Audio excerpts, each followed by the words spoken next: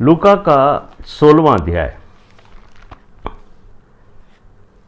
जब आप हिंदी की पुस्तक पढ़ते हो तो वहां पर इसका सब्जेक्ट लिखा है धनु मनुष्य और निर्धन लाजर। और मैंने जो आपको थीम भेजा है वो है अब्राहम की गोद, बॉसम ऑफ अब्राहम। जब आप इसको पढ़ते हैं तब आपको मालूम होगा कि ये जो घटना है उसके बारे में यीशु मसीह ने स्पष्ट तौर से बताया है कि एक शब्द आता है अधोलोक। अधोलोक की बहुत कम लोगों को जानकारी है क्योंकि ज़्यादा इसके ऊपर चर्चा नहीं की गई है। बहुत सारे लोग जो हैं वो अधोलोक के बारे में अनभिज्ञ हैं। यहाँ तक कि इंग्लिश की बाइबल में इस अधोलोक शब्द को हेल वर्ड से लिख दिया गया है कुछ ट्रांसलेशंस के अंदर। तो लोग सोचते हैं कि ये नरक है, जबकि ये ओरिजिनल वर्ड नहीं है। ये हेल या नरक नहीं है। इसका ओरिजिनल वर्ड जो है वो है शियोल। और जब हमने इसको पढ़ा तो वहां अब्राहम भी हैं, लाजर भी हैं और एक धनी मनुष्य भी हैं और बहुत सारे लोग भी हैं। और यीशु मसीह ने इस घटना को हमारे सामने इसलिए रखा है कि हम उस सच्चाई को जानें कि मृत्यु के उपरांत हमारे जीवन में क्या क्या होने वाला है। जब भी आप इस अध्याय को आपने पढ़ा होगा या इसके ऊपर संदेश सुना होगा तो आपको लगा होगा कि ये कुछ हटके है, कुछ अजीब सा है। क्या आपको मालूम है कि ये जो धनवान व्यक्ति जिसकी मृत्यु हुई है और जो ये व्यक्ति है लाजर, ये दरअसल भाई थे। बड़ा अजीब सा लगता है ये बात सुनकर, क्योंकि बाइबल में नहीं लिखा है कि ये भाई थे। और बाइबल में लिखा है कि एक धनवान है और एक बहुत गरीब है। भाई ये कैसे थे? क्योंकि ये दोनों यहूदी थे।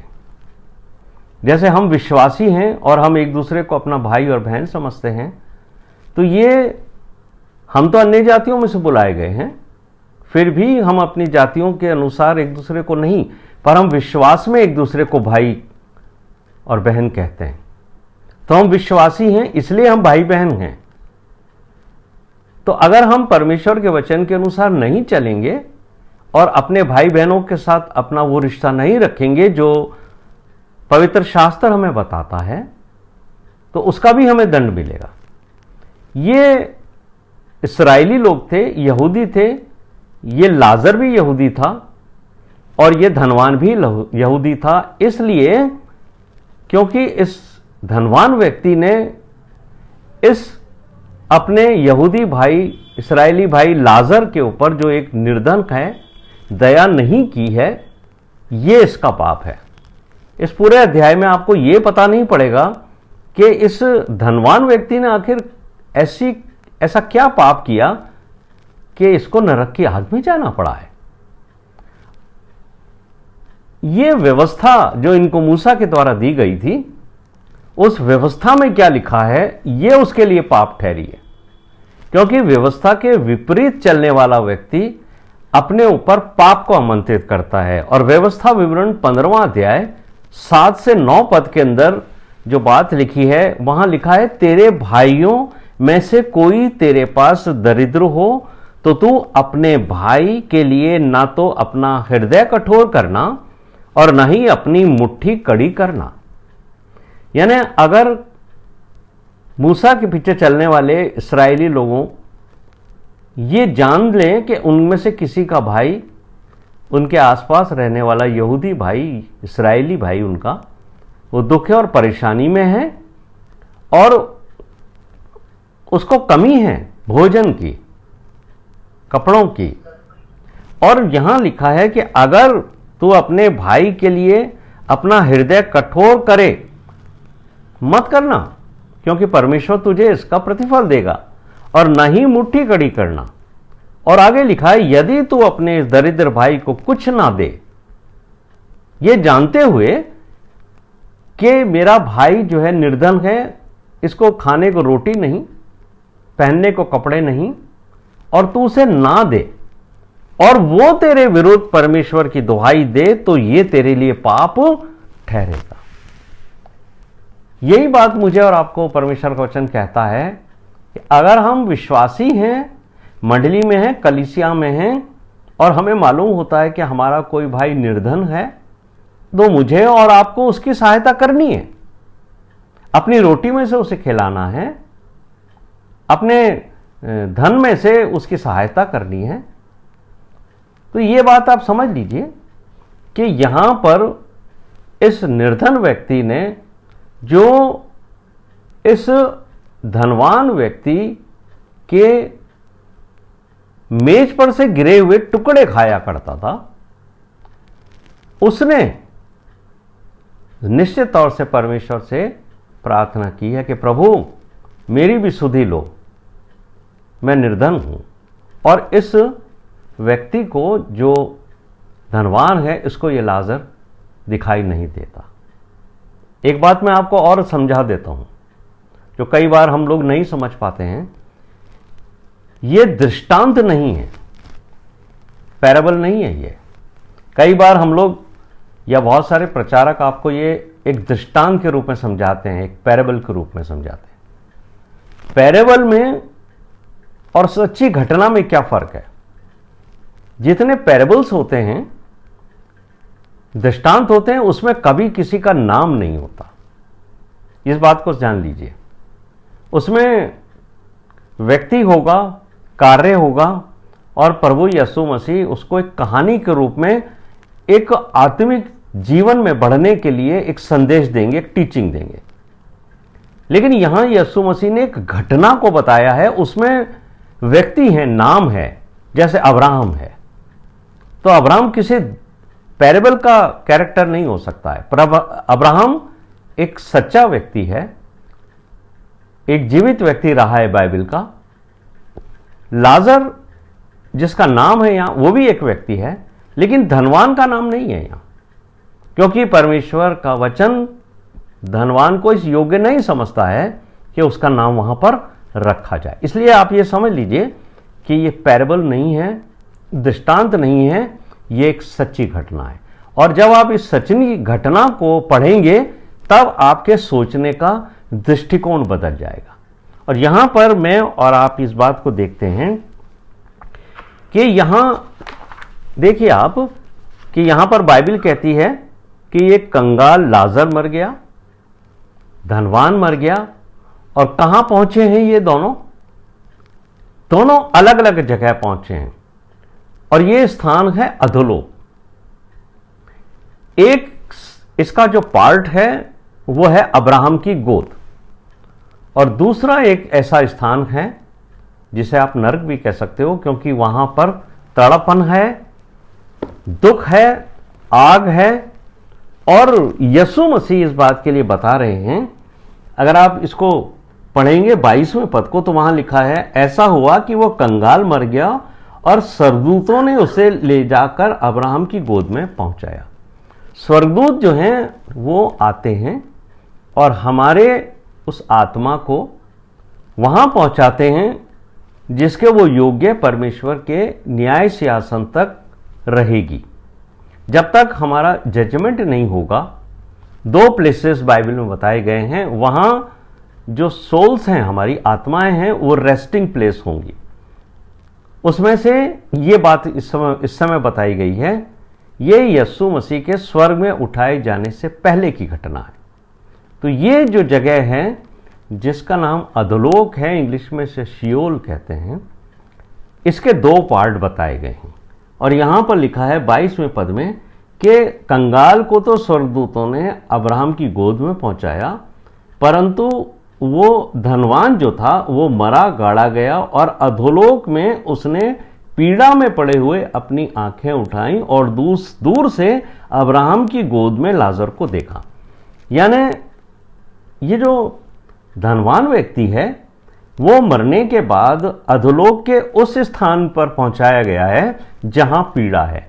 अब मैंने आपको जो बात बताई है, अधोलोक में 2 स्थान हैं, जिसमें एक अब्राहम की गोद है जो जहां पर लाजर रखा गया है, और एक पीड़ा वाला स्थान है। लेकिन इसमें आपको ये बात पढ़ने से मालूम होगा, यीशु मसीह ने स्पष्ट बताया है कि ये जो व्यक्ति है धनवान, जो पीड़ा में है, वो उस स्थान को देख पा रहा है जहां लाजर है, और लाजर अब्राहम की गोद में है। तो आप इस बात को समझ लीजिए कि अधोलोक के 2 पार्ट हैं। एक स्थान वो है जहां पर उन आत्माओं को सरदूत लेके जाते हैं जो इस योग्य नहीं है कि वो अब्राहम के साथ एक अच्छा जीवन व्यतीत करें, यानी ये समझ लीजिए स्वर्गलोक। तो ये 2 पार्ट हैं। अब हम इसको आगे स्टडी करते हैं तो हमें मालूम होता है कि ये जो बात यहां पर हमने पढ़ी है, अब आप देखिए कि लाजर बड़े आराम से है और धनवान जो है वो बहुत ही तकलीफ और दुख में है। और मुझे आपको ये बताते हुए कोई दुख नहीं है कि ये जो लोग संसार के अंदर दुष्ट होते हैं ना, जो दुष्टता ही करते रहते हैं, वो नरक में जाने के बाद भी दुष्ट ही रहते हैं, उनके चरित्र में कोई फर्क नहीं होता है। अब यहां पर देखिए कैसे पता पड़ रहा है ये कि लाजर अब्राहम की गोद में आराम कर रहा है और ये धनवान पीड़ा में पड़ा हुआ है। तो इसने देखा कि लाजर कैसे, क्योंकि ये वो समय याद है इसको जब लाजर इसकी मेज के नीचे, या कहना चाहिए कि इसका जो दरवाज़ा था घर का, उसके बाहर रहता था, उसको अंडर एंट्री नहीं थी, और जो खाना इसी टेबल से गिरता था, जब इसके नौकर उस खाने को झाड़ के या उसके टेबल पे से नीचे से गिरे हुए कपड़े उठाते थे। और दरअसल क्या था कि उस ज़माने के अंदर एक तरीका था, आज तो मेरे और आपके सामने ये है कि हम लोग जो हैं या तो अपना खाना खाने के बाद हैंड वॉश करते हैं, या हमारे पास पेपर नैपकिन्स होते हैं, पेपर नैपकिन से हम हमारा हाथ पोंछ लेते हैं और फिर उसको डस्टबिन में डाल देते हैं। तो आपने नोट किया होगा कि पेपर नैपकिन के ऊपर हमारे हाथ में जो भोजन की सामग्री होती है वो थोड़ी लग जाती है। उस जमाने में धनवान लोग क्या करा करते थे, उनका एक ट्रेडिशन था कि वो खाना खाने के बाद कुछ रोटियां लेते थे, जो सूखी रोटी होती थी, उनसे वो अपना हाथ पोंछते थे। यानी पेपर नैपकिन तो उस जमाने में नहीं होते थे, लेकिन वो क्या सोचते थे कि हम सूखी जो चपातियां हैं उनसे अपना हाथ पोंछेंगे, फिर वो चपातियां जो हैं वो गरीब लोगों को खाने के लिए दे दी जाती थी ताकि वो अपना पेट भरें। तो ये जो बात लिखी है कि उसके मेज से टुकड़े गिरते, इसका ये मतलब नहीं है कि वो खाना खाते वक्त टुकड़े उसके नीचे फेंकता था। ये वो है कि वो अपने हाथ, बड़े बड़े लोग जब खाना खाते थे धनवान, वो अपना हाथ उन रोटियों से पोंछते थे और फिर वो सेवक लोग जो हैं, वो जो बाहर भिखारी बैठा करते थे, उनको खाने के लिए दे दिए जाते थे। तो ये लाजर वो खाना खाया करता था, इसको अंदर आने की तो परमिशन ही नहीं है, क्योंकि बाइबल हमें इस बात को बताती है, यीशु मसीह ने जो बात कही है कि कुत्ते आकर के जो है उसके घावों को चाटा करते थे। तो उसकी जो फिजिकल कंडीशन थी वो कितनी खराब होगी ये आप समझते हैं। लेकिन जब ये मर गया है तो परमेश्वर के स्वर्गदूतों ने इसको अब्राहम की गोद में ले जाकर रखा है और वहां बड़ा वो आराम से है। लेकिन ये जो धनवान है उसने जब ये आंख उठा के देखा कि लाजर वहां है, तो अब ये बेचैन हो गया। इसको बर्दाश्त नहीं हो रहा कि मैं यहां तकलीफ में हूं, कष्ट में हूं, और लाजर वहां आनंद कर रहा है। ये तो भाई बात मुझे समझ में नहीं आ रही है। अब मैं क्या करूं कि लाजर को कैसे मैं इस नरक की आग में खींचता हूं। अब मैंने कहा ना आपको, जो लोग दुष्ट होते हैं वो नरक में जाके भी दुष्टता की बात करते हैं। लाजर उसकी गोद में है, ये उससे बर्दाश्त नहीं हो रहा है। अब यहां पर भी वो एक चाल कर रहा है। वो क्या कह रहा है अब्राहम से कि हे पिता अब्राहम, लाजर को जरा मेरे पास भेज दीजिए। कहां? वो तो नरक में है ना।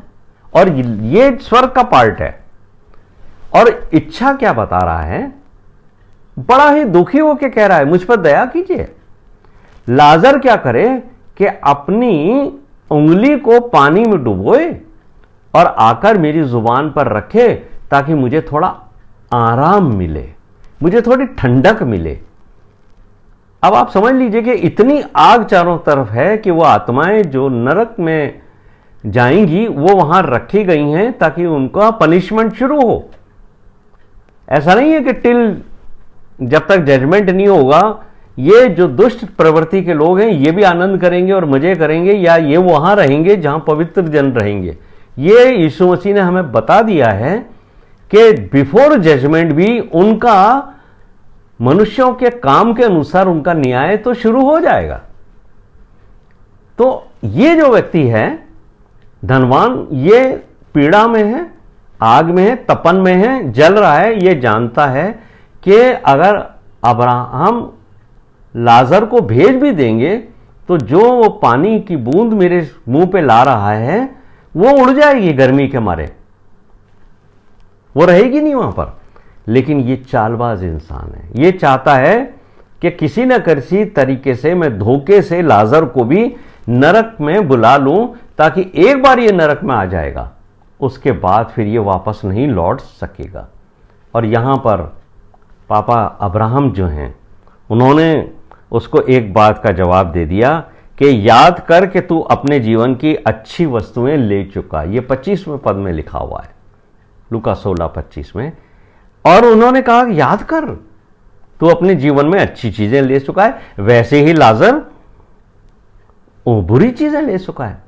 और यहां पर अब वो आराम से है, शांति पा रहा है, और तू अपने पापों का दंड पा रहा है क्योंकि तूने वो काम किए हैं जो व्यवस्था के विपरीत हैं। तूने व्यवस्था के अनुसार काम नहीं किए, इसलिए तुझे दंड मिल रहा है। और पापा अब्राहम जो हैं, फादर अब्राहम, उन्होंने एक बात उसको और समझा दी है कि ये जो तू प्लानिंग कर रहा है ना इमोशनली मुझे कि लाजर को भेज दे, मैं तुझे बता दूं कि तुम्हारे और हमारे बीच में एक बड़ा भारी गड्ढा है, बहुत बड़ा गहरा गड्ढा है। और उसकी वजह भी उन्होंने बता दी ताकि तुम में से कोई इधर नहीं आ सकता है और ना ही हम में से कोई ये चाहे कि तुम पे दया करें। लाजर भी चाहे कि तुझ पे दया करे, लेकिन लाजर भी अब वहां नहीं जा सकता जहां पर तुम हो। अब आगे देखिए, अब इस धनवान को चैन नहीं आ रहा है, इसको चिंता सताने लगी है। क्या चिंता सता रही है उसको याद आ रहा है कि मेरे तो 5 भाई हैं, 5 भाइयों के लिए अब मैं क्या कर सकता हूं। अब एक नई बात कर रहे हैं, वो कह रहे हैं लाजर को आप जो है मेरे भाइयों के पास भेज दीजिए।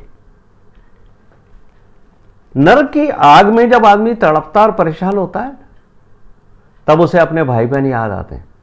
बोले मैं तो यहां आ गया, मुझे तो पता नहीं था, लेकिन मेरे भाइयों की, अब इसको अपने भाइयों की चिंता सता रही है। और इसको यह मालूम है, क्या मालूम है इसको, कि मेरे भाइयों का चरित्र वैसा ही दुष्ट है जैसे मैं हूं। अब इसकी इच्छा क्या है कि मेरे भाई कहीं यहां ना आ जाएं, इसलिए उनको तो बता दें यहां क्या हालात हैं, तो लाजर को भेज दो। अब अब्राहम से वो एक रिक्वेस्ट कर रहे हैं कि आप ऐसा करिए कि लाजर को भेज दीजिए ताकि वो मेरे भाइयों को बताए, और ऐसा ना हो कि मैं तो यहां तड़प ही रहा हूं, कहीं ऐसा ना हो कि मेरे भाइयों को भी यहां आकर तड़पना पड़े। अब उसको याद आ रहा है अपने भाइयों, और उसके भाइयों को कोई मतलब नहीं, वो जीवन जी रहे हैं। यही हाल हमारा भी है। हमारे जो बड़े आगे चले गए हैं उनमें से जो भी लोग दुष्टता के काम करके आगे बढ़े हैं, क्योंकि अगर आप सबोपदेशक का आखिरी पद पढ़ोगे, पूरी पुस्तक के आखिर में जो निचोड़ लिखा गया है वहाँ स्पष्ट तौर से कहा है कि मनुष्य अपने जीवन के अंत में सब कामों का, सब बातों का लेखा देगा, चाहे वो भली हो या बुरी हो। तो जो बुरी बातें करने वाले हैं, जब उनको लेखा देना पड़ेगा, तब उनका जो दरवाजा है, उनका जो रास्ता है, वो नर्क की ओर उनको लेके जाएगा। और ये धनवान के साथ ये हुआ है। तो जो लोग हमारे ऊपर चले गए, अगर वो उनमें से कोई एक भी वहां है, उसे हमारे में से उन लोगों की चिंता जरूर सता रही होगी जो बड़े आराम से बड़ा मजा कर रहे हैं इस संसार में। और दिखाने को हो सकता है हम में से बहुत सारे लोग ऐसे हों जो बड़े धार्मिक अपने आप को दिखाते हों, बड़ा चर्च जाते हों, बड़ी बड़ी प्रार्थनाएं करते हों, बड़ी तालियां बजा बजा के प्रेज एंड वर्शिप करते हों। और हो सकता है हम में से बहुत से ऐसे भी हो जो वचन देते हों, लेकिन अंदर से वो क्या हैं ये तो परमेश्वर जानता है। और हम भाई बहन भी एक दूसरे के इनर लाइफ को काफी हद तक जानते हैं कि हम बाहर से क्या तो दिखते हैं और वास्तव में हमारा चरित्र कैसा है, ये परमेश्वर भी जानता है। हमारे घर के अपने मेंबर्स भी जानते हैं और कुछ रिश्तेदार भी जानते हैं। तो ये इनका भाई है और ये क्या कह रहा है कि ऐसा ना हो कि जो है वो यहां पर मेरे भाई आ जाएं। और जो लोग नरक में तड़पते हैं उनको होता है कि कम से कम मैं अब खुद नहीं बच पाया तो अपने भाइयों को भी बचा दूं। लेकिन मेरे प्रिय भाइयों और बहनों, यहां पर भी जो पापा अब्राहम हैं, पिता अब्राहम, जिनकी गोद में, देखिए ये दो पार्ट हैं सियोल के, ये नरक नहीं है। इसका एक पार्ट नरक है और दूसरा पार्ट बॉसम ऑफ अब्राहम है, यानी अब्राहम की गोद। वहां धार्मिक लोग, अच्छे लोग, पवित्र लोग जाकर उस गोद में रहेंगे। और उसके बाद नेक्स्ट दफा मैं आपको बताऊंगा कि ये पोजीशन, ये स्थान अब है कहां। अब वहां नहीं है, लेकिन अधोलोक अभी भी है। और अधोलोक का वो हिस्सा जहां ये लाजर है, वहां आज भी वो आत्माएं पहुंचाई जाती हैं जो दुष्ट हैं और जिन्होंने अपना जीवन परमेश्वर के वचन के अनुसार नहीं गुजारा है। लेकिन आज बहुत सारी जगहों पर मैं इस बात को देखता हूं, बड़े बड़े लोग हैं जो आजकल तो क्या है कि दिखावे का इतना बड़ा, मैंने पिछले दिनों भी आपको ये स्टडी दी थी कि यीशु मसीह ने कहा है अंतिम समय में बहुत धोखा बढ़ जाएगा। और आजकल धोखा क्या बढ़ गया है कि लोग बड़ी बड़ी गवाहियां देते हैं, और मुझे दुख होता है कि झूठी गवाहियां देते हैं जो उनके जीवन में नहीं हुआ है, ताकि लोग उन गवाहियों को सुन करके उनको एक अच्छा इंसान समझें, धार्मिक इंसान समझें। और पिछले दिनों में ऐसे एक पुस्तक के बारे में मुझे लोगों ने बताया कि एक परमेश्वर का बड़ा प्रचारक, बड़ा जिसको लोग बड़ा आदर देते हैं, उन्होंने एक पुस्तक छापी। और ऐसी गवाहियां बहुत सारे लोग देखते हैं कि हम जो हैं मर गए थे, या हमें दर्शन के अंदर यीशु मसीह जो हैं वो स्वर्ग में ले गए और यीशु मसीह ने हमारे कंधे पे हाथ रखा या हमारा हाथ पकड़ करके और हमारे को उन्होंने वो दिखाया। क्या दिखाया? स्वर्ग दिखाया। तो मेरे प्रिय भाइयों और बहनों, ये बात समझ लीजिए कि यीशु मसीह ने क्या कहा है। इंसान तो बहुत कहता है कि मुझे यीशु मसीह ले गए, मुझे यीशु मसीह ने स्वर्ग दिखाया और स्वर्ग के अंदर बहुत खूबसूरत है, हम तो बता ही नहीं सकते। और लोगों ने तो पुस्तकें लिख दी इसके ऊपर कि उन्होंने क्या क्या देखा है। लेकिन क्या बाइबल ऐसी बात कहती है कि मनुष्य मृत्यु से पहले कभी स्वर्ग में जाकर स्वर्ग को देख सकेगा? क्या कहीं ऐसा कोई रेफरेंस है कि किसी व्यक्ति को यीशु मसीह स्वर्ग का भ्रमण कराएं? सिर्फ एक व्यक्ति है, उसने अपने बारे में अपना नाम नहीं लिखा। और पौलुस जो हैं वो ये लिखते हैं कि मैं एक ऐसे व्यक्ति को जानता हूं जो तीसरे स्वर्ग तक उठाया गया है। और वो जो बात लिखते हैं वो कहते हैं कि वहां जो बातें मैंने देखी हैं या उसने देखी हैं, वो अपना नाम नहीं लेते हैं कि मैं गया हूं। देखिए आप उस व्यक्ति की, पौलुस की जो गवाही है, वो ये क्रेडिट नहीं लेते हैं कि परमेश्वर ने मुझे तीसरे लोक तक उठाया और मुझे वो, लेकिन वो ये जो बात कहते हैं कि जो जो मैंने देखी हैं वो जुबान पर लाना बिल्कुल बिल्कुल मना है। लेकिन यीशु मसीह ने क्या कहा? यीशु मसीह ने जो बात कही थी यूहन्ना का 3 अध्याय उसके 13वें पद के अंदर लिखी है। यह आपको बिल्कुल क्लियर हो जाएगा कि कोई व्यक्ति मृत्यु से पहले स्वर्ग के अंदर नहीं गया है और न ही स्वर्ग के को देखा है और न ही स्वर्ग की बात कर सकता है आकर के। क्या लिखा है जो यीशु मसीह कहते हैं? यीशु मसीह ने जो बात कही है आप इसको नोट कर लीजिएगा। यूहन्ना का 3 अध्याय और 3 पद में 13वें पद में यीशु मसीह कहते हैं कोई स्वर्ग पर नहीं चढ़ा। स्पष्ट बात यीशु मसीह ने कह दी है, कोई मनुष्य स्वर्ग तक को देख नहीं सकता, ना देखा है, केवल वही जो स्वर्ग से उतरा है, अर्थात मनुष्य का पुत्र जो स्वर्ग में है।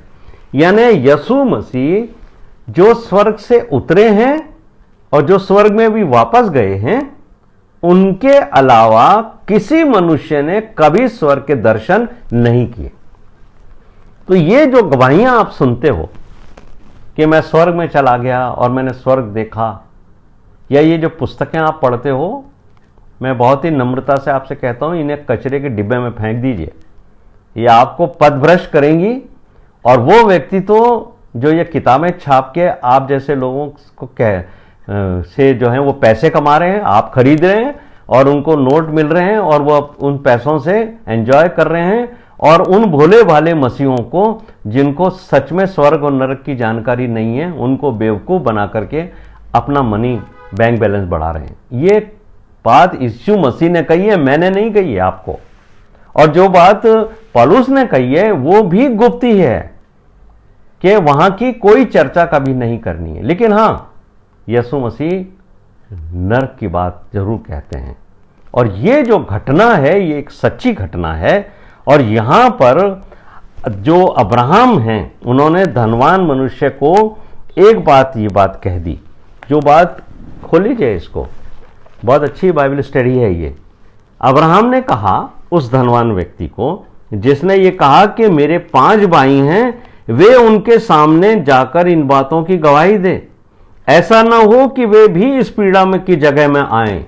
धनवान लाजर को अपने भाइयों के पास भेजना चाहता है और उसको इस बात की श्योरिटी है कि मेरे भाई जो हैं वो इसी पीड़ा वाले स्थान के ऊपर आ जाएंगे।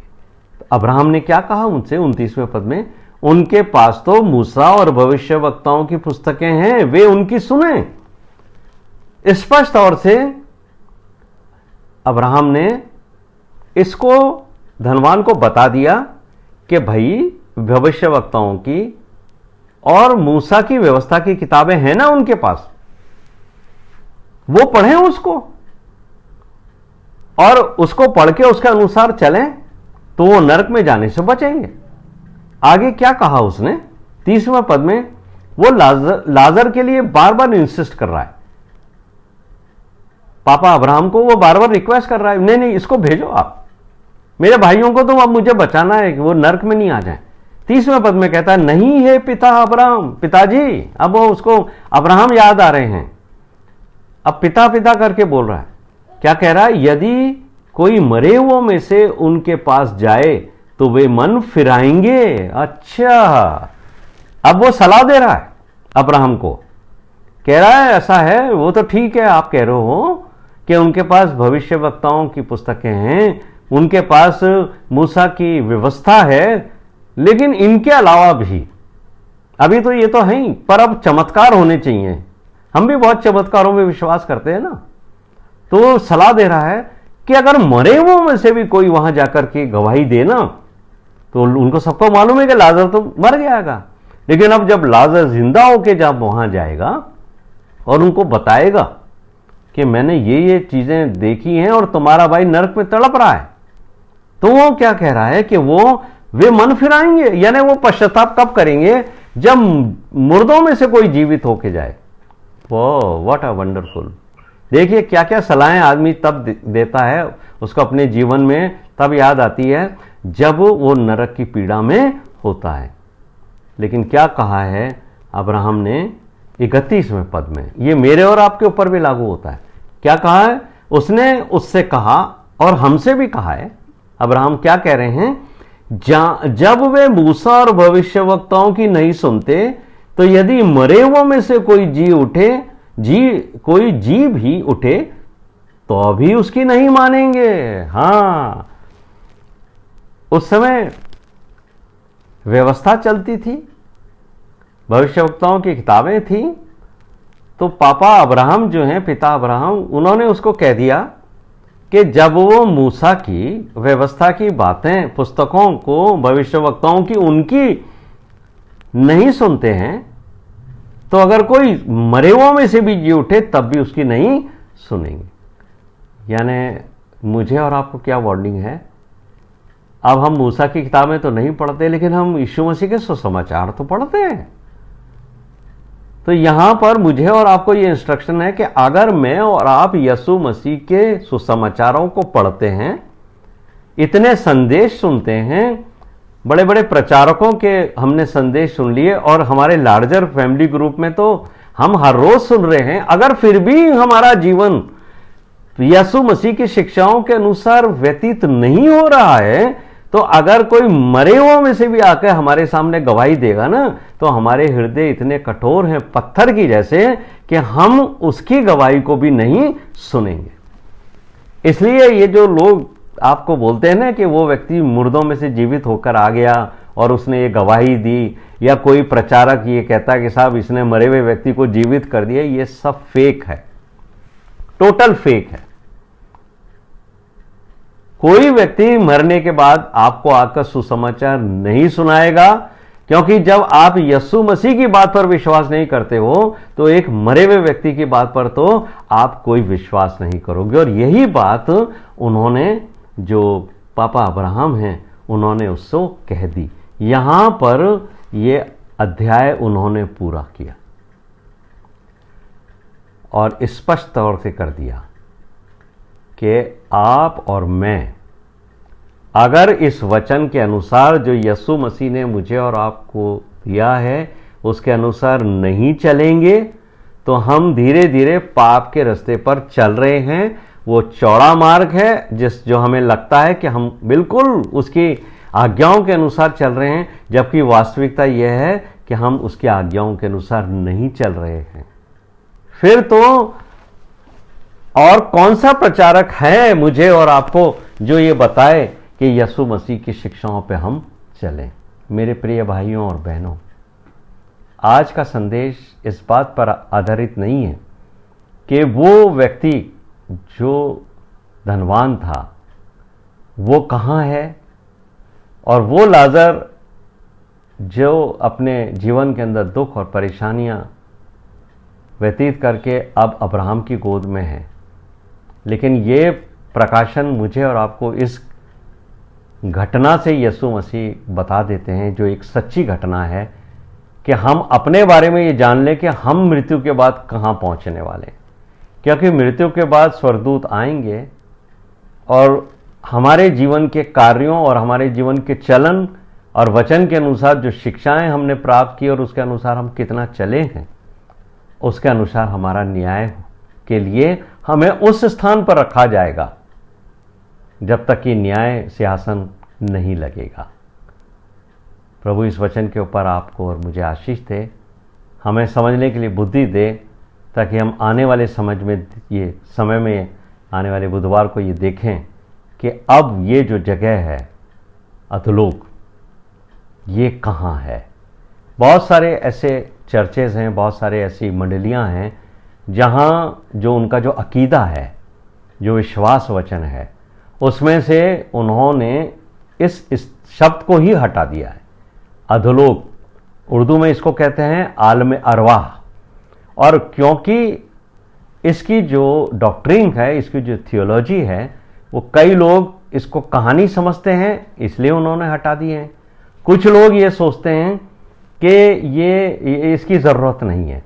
लेकिन मेरे प्रिय भाइयों और बहनों, जब आप अपना विश्वास वचन पढ़ते हो और जो बाइबल कहती है कि यीशु मसीह सलीब पर चढ़े, मर गए, गाड़े गए, पाताल में उतर गए और तीसरे रोज मुर्दों में से जी उठे, तो जब शब्द का इस्तेमाल किया गया है, सुसमाचार में कि मरे, गाड़े गए और पाताल में उतर गए। ये जो पाताल है ये इसको अधोलोक कहते हैं।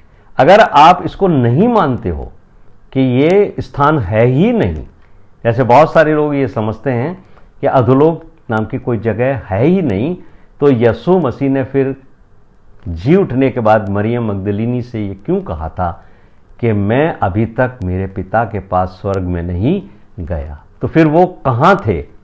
यही बात हम आने वाले समय में सीखेंगे और जानेंगे कि यीशु मसीह ने इस अधोलोक के उस हिस्से पर जहां अब्राहम है वहां पहुंचकर क्या किया था। आइए हम प्रार्थना करें। हमारे जीवित, महान और अत्यंत दयालु स्वर्गीय पिता,